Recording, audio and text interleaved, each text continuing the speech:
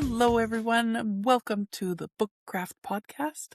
My name is Colleen. I'm your host, debut author, serial entrepreneur, host of retreats, and potentially dipping my toe into the Kickstarter pond.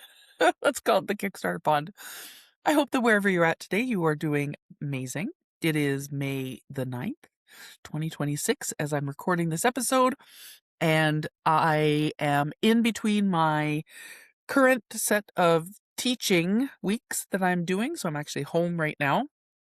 And I wanted to jump on today and talk a little bit about some of the things that I mentioned in last week's episode.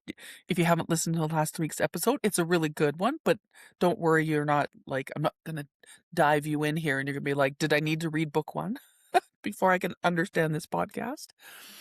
I wanted to kind of go over a couple things, though, that I was mentioning about Kickstarter and just writing and retreats and some of the events that I have coming up and why I'm doing these events, because events are a lot of work. If you've never put an event on before, it is a massive undertaking. So right now I am concurrently running multiple events. So at the beginning of May, so just at the beginning of May 1st, I started the reading table, which is a month-long literary immersive sensory experience. So we're reading with all of our senses. We're reading one book for the entire month. We're meeting up 3 times to talk about the book, but then all throughout the month, I am putting prompts. And with this one, because I wanted us to stay connected throughout the whole month, I decided WhatsApp was the way to stay connected. There are so many different apps and things on your desktop, things on your phone to create sort of those group chat functions. But when I looked at everything, I realized that I didn't want anybody have to pay into a subscription. I had some options to set up like private chats, but it was going to require people to download another thing onto their phone. And I was like, you know what? Pretty much everybody has WhatsApp. So we went with WhatsApp. It's easy. I'm able to post information, files, photos, videos. It's kind of a nice little option. So, and this group for the reading table, it's a nice small group. There's just 5 of us that are doing this for the entire month. On our first day, we did start making the soaked fruit because I'm going to attempt to make black cake, which is also known as plum pudding or fruit cake. We'll see. But I said to the group, my backup is that my friend is Jamaican and he makes the Jamaican rum cake, which is the same thing. And if all goes straight to hell with me trying to make this cake, I can buy one from him. So he is my backup plan. And so I just had to giggle, like, because I don't know. The most challenging part of the recipe is it's called blackening, where you take a brown sugar and you warm it up to the point where the brown sugar basically looks black. It's not burnt.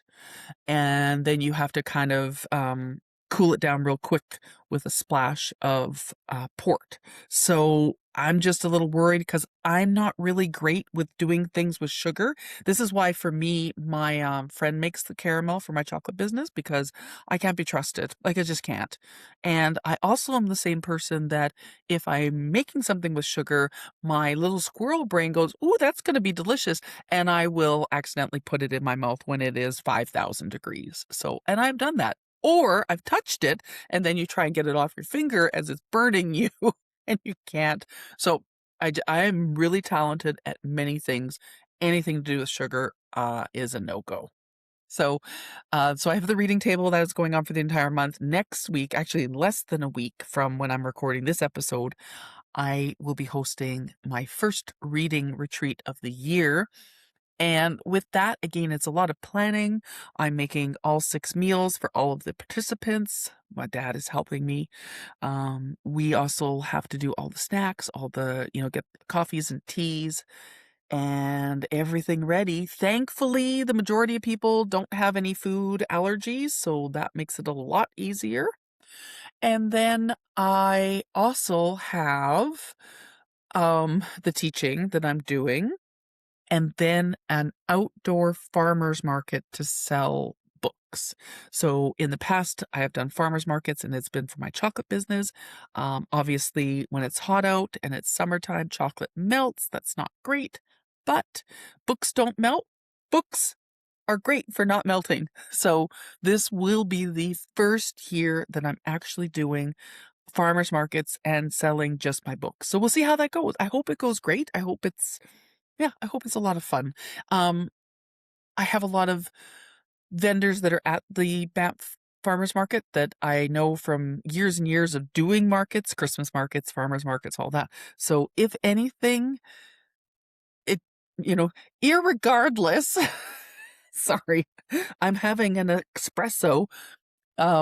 I will get to see a lot of my friends, and that'll be really nice, and connect with the bookstore that I'm doing a signing at in July. So all in all, it's going to be great. I hope I sell lots of books. I'll have all my merch with me as well. I just ordered in more of the t-shirts for my business. So there's always something to do. Now, Kickstarter. Holy doodle, Kickstarter. So I'm listening to a lot of podcasts right now talking about Kickstarter, because I'm just so fascinated by this idea of, taking the creative thing that you've done and being able to crowdfund for the pretty, beautiful foiled end paper, um, ribboned books. And I want that for my books. My books deserve to be beautiful. So I was thinking about doing a Kickstarter for book 2 and, excuse me, having it have book 1 and book 2 in the Kickstarter. Book 2 would be the new release. Book 1 obviously is already out for my Lagoon Chronicles series. But then I started thinking about it and I was like, book 1 is already done. I literally could put together the Kickstarter for book 1, launch it, and yeah, get it out into the world. It would honestly depend on how quickly I could get my designer to do the hardcover, dust jacket, end papers. So I don't know, like it's an idea. I'm gonna maybe start to pursue this because I could get stuff organized for it. Now, the downside to that would be, Kickstarter is very, you know, analytics. They have tons of data and they know that if you're going to do a Kickstarter, you need to do that pre-launch for it so that you get enough people that are going to support it. But because I would be looking at book 1 as something that I've already published and just, looking to get that beautiful book out, it's one of those things where maybe it's okay if it's just a really small Kickstarter just to, work on that visibility, work on putting the first Kickstarter together and kind of learning all of the things. Thank goodness I have lots of, back end support for Kickstarter just through other programs that I'm in and just other author communities that I'm in. So it's a thought. We'll see. A book 2 is coming along. While I'm away teaching, it's great because I actually have time in the evenings to work on my book. I'm staying at an Airbnb. There's nothing else for me to do besides, talk to the other people at the Airbnb or work on my book. So I actually got some work done this week on the book, which was really satisfying because I had got so much work done during the writing retreat, and then I had almost 3 weeks away from the book. And I was with my writers group the other night, and I'm like, I don't know where the fork I am. Like, I'm somewhere. I don't know where. And I had to start like going back and looking through the chapters. And I have a tracker in so I have these notebooks. Not sure for my author friends out there how you do things, but I have this size notebook. So if you're listening to the episode, it is not quite an 8.5 by 11 notebook, and I love this size because it's got lots of space to write in it. And so I have a tracker in there for my book edits. And as I go through and do that full edit for a chapter, once it's like, I don't need to change anything else, then I check it off on my little tracker. So I did get a little bit done, not as much as I wanted to, because I was really tired the one night and I went to bed at like, I don't know, 5 o'clock and I slept till the next morning. So, but it is coming along. And again, it's like I was saying in the episode last week, knowing now as a brand new author that the way that I write the next set of books is going to be very different than how I did book 2. Again, you got to try out new techniques, you got to try out new ways to do things.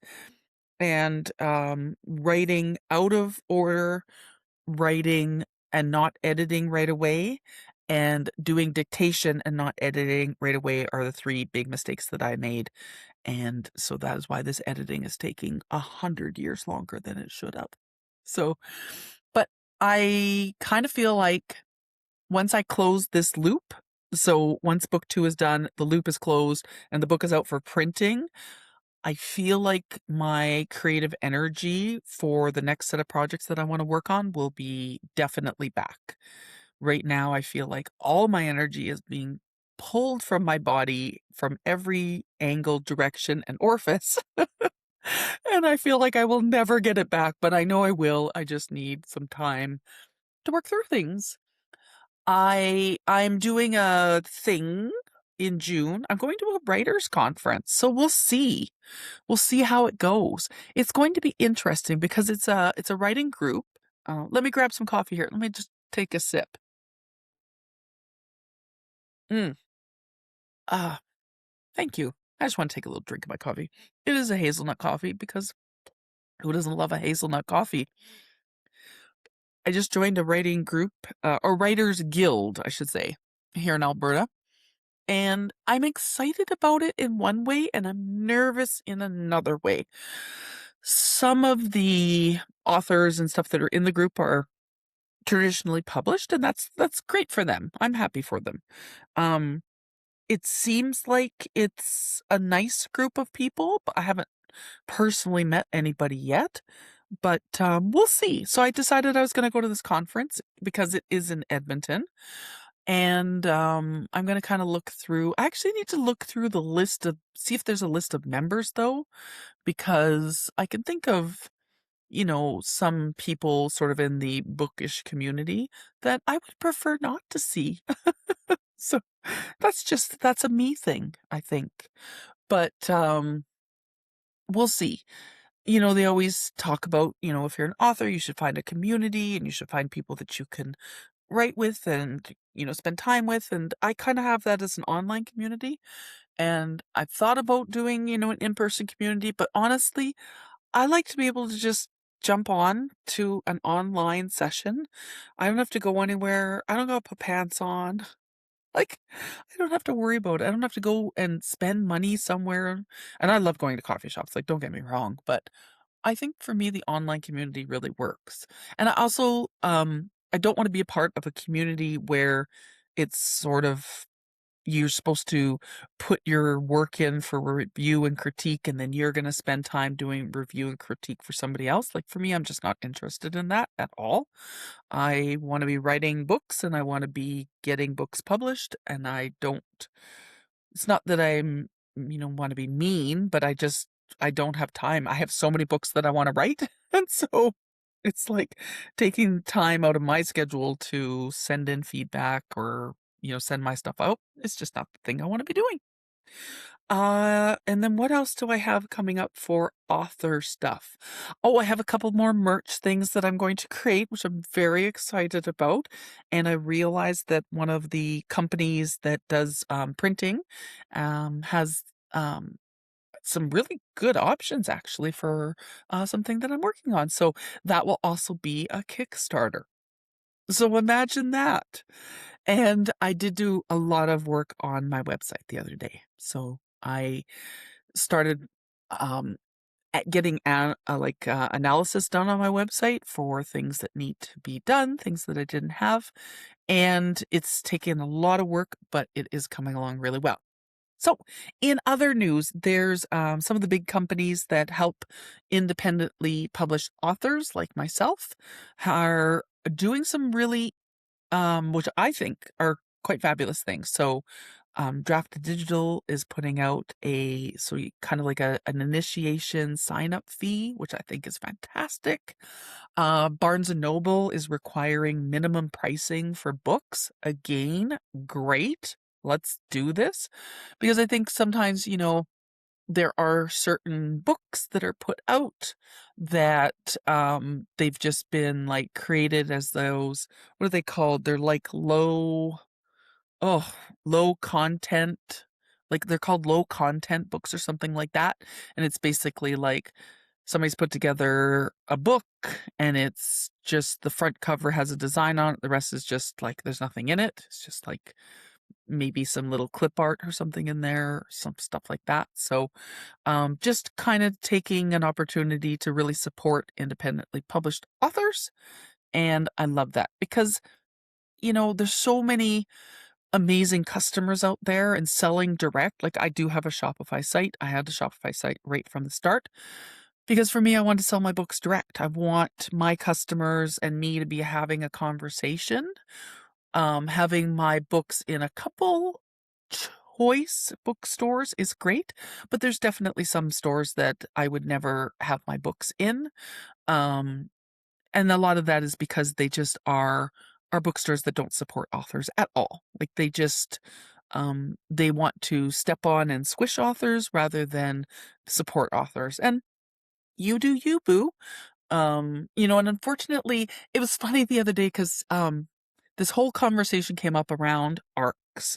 So ARCs are advanced reader copies. So you send your ARC out to somebody, and the contract, as it is that you're sending your book that is not published yet to somebody. They're reading that book, and then they are posting a review on their preferred site in order for you to start getting some reviews before your book is actually out published. So before your book is published, you can set your book page up on things like Amazon and on Goodreads and Storygraph. Like you can set your book up on all these things, and then people can start leaving reviews. So the goal is to kind of get a little bit of momentum, get a little bit of excitement going before your book comes out. So one of the things that has been happening lately is that some bigger authors, big name authors, of their books have gone out as ARCs, or even beta readers, which are the people that are supposed to kind of, before the book is kind of finalized, they give feedback. If anything is wonky in the book, they say, this maybe doesn't work a little bit. This, character didn't have a complete arc. You missed a spelling mistake, etc. But what's happened is that some of these people, some of the readers that are getting these books, had to take another sip of coffee. Some of these readers that are getting these books are then taking these books that are not published yet and they're selling them. That's a big no-no. You're not supposed to be doing that. The book isn't published yet. The author isn't making anything off of you selling the book, and the author is already making so little, right? So the other thing was that at BookCon, which was this big, huge event that just happened in New York, that 25,000 people attended the event. People were getting ARCs.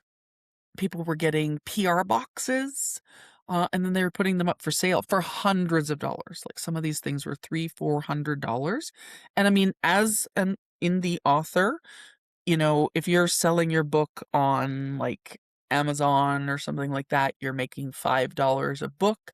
So think of how many books you need to sell to, make $500, and they're taking one promo box and selling it for $500. So interesting.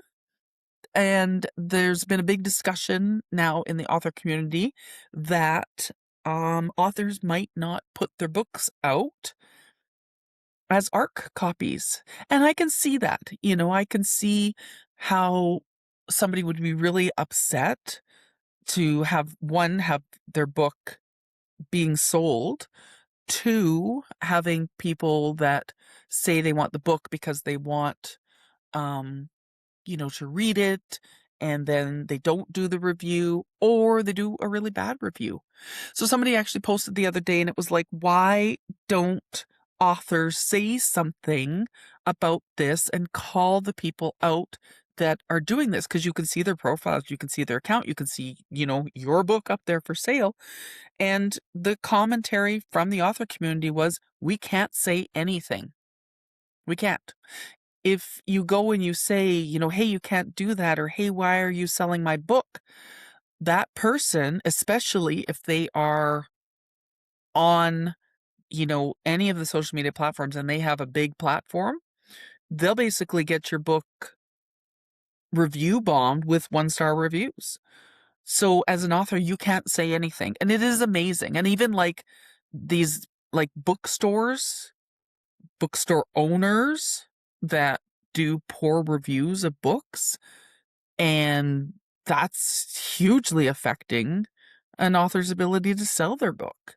So, and bookstores do get sometimes, either the bookstore people, the people looking like working at the store, or even the store gets advanced reader copies, and sometimes publishers will send out stuff, and it's damaging and it's hurtful. And you think, oh my gosh, I've spent all this time. But as the author, you can't say anything. You just have to be like, okay, that sucks. There's nothing you can do. And so it is really up to other readers to say, well, that's not cool. You shouldn't do that. But for the authors, there's nothing that they can really do. They can't be in that reader space commenting. And even I listen to a lot of podcasts, you guys. I drive a lot right now. It's like hours and hours a day.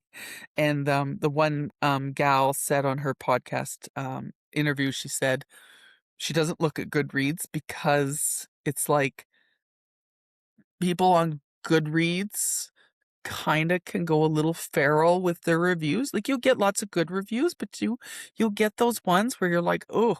And because Goodreads rating system is so different than everywhere else, that could be a real challenge where your rating might appear to be lower because a 3-star is a good book. Like, that's 3 stars is good book. And because they don't have half stars, quarter stars, or anything like that, this is personally why I like Storygraph better. I think Storygraph is a much better platform. I am on Goodreads as a Goodreads author because I need to be on Goodreads as a Goodreads author, but I don't spend a ton of time on Goodreads. And I have also found that there's some authors that are in the Goodreads community that should be remembering that it's a community for readers. And yeah, you can't go in there, yelling and screaming at people that have given you bad reviews. I mean, it's their choice to give you a bad review, and it hurts and it sucks. And it's, to me, it's like, if the book wasn't good, I mean, maybe you should have put it down before you realized that you hated the book. But sometimes, and I've done this, you're like, no, I'm going to finish this book. I want to see how it ends. And then you're like, well, that was really disappointing. So, yeah, I thought,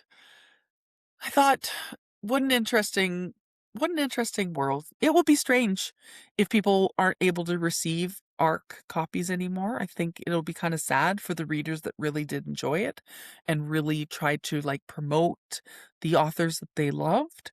And also the other sort of thread through that was readers requesting books from genres that they don't read, and the authors being very challenged to give them an ARC copy, especially if you're putting something through like NetGalley. NetGalley is a place where you can put your book, and then readers can request your book.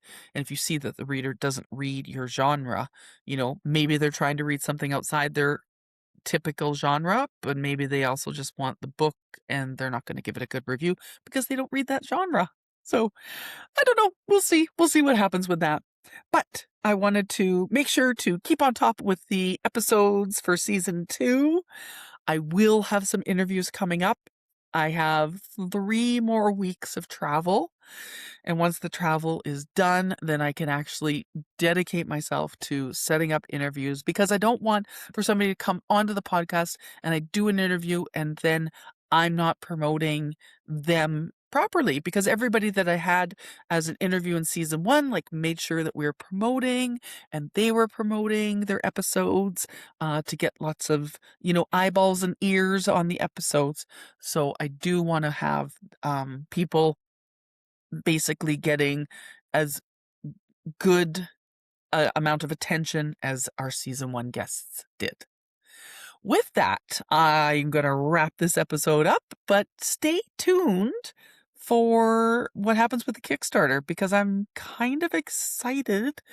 And like I said, as I was thinking about it, I realized I actually could do book 1 right now and get it done. We'll see. Wherever you are in the world and however you enjoy books, I hope you are having a great day. Thanks, everyone.